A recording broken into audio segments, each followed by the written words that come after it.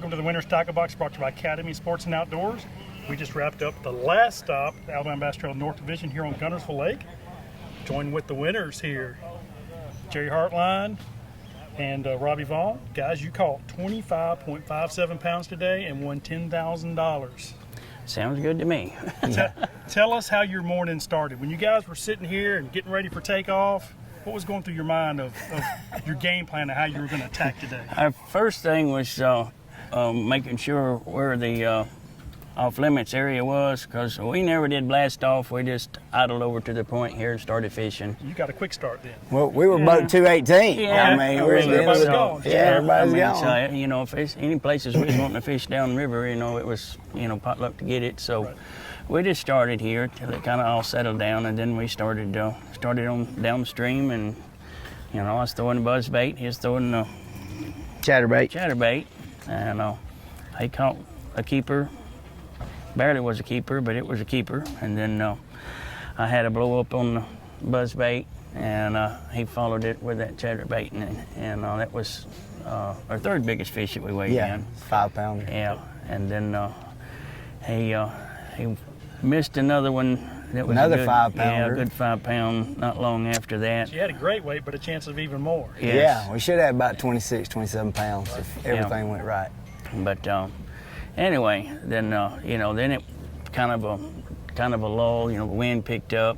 The places that I pre-fished Thursday, you know, we went on down to there after that, and you know, things just wasn't working out right. You know, we got probably 200 yards down the lake, and that thing there caught our biggest fish of the day.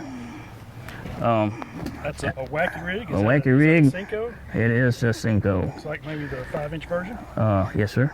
That's a jolly special right there. We had a buddy that makes our Cincos. Okay.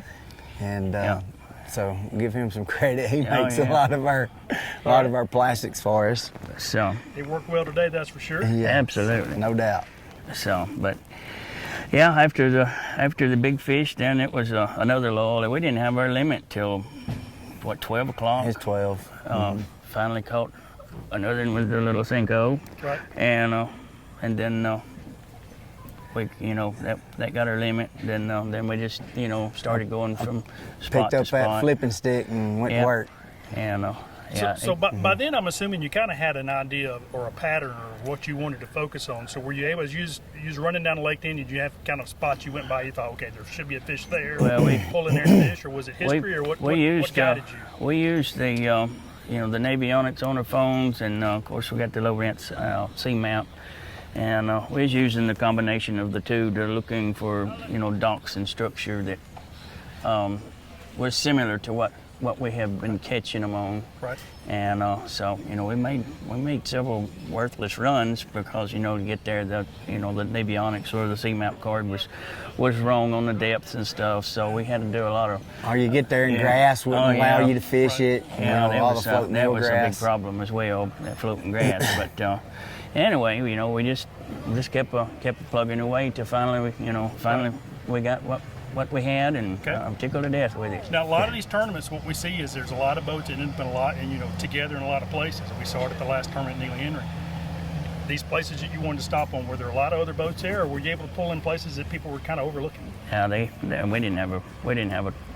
Nobody was doing what we did. No. I think in the end that may have been maybe the biggest part of your pattern. Is the fact that you were fishing for fish that had not been pressured. You know, we decided to, you know, kind of do this for the last. It was on Memorial Day, you know, to check out this pattern, and then you know, we fished Wednesday downriver on the ledges and different things, and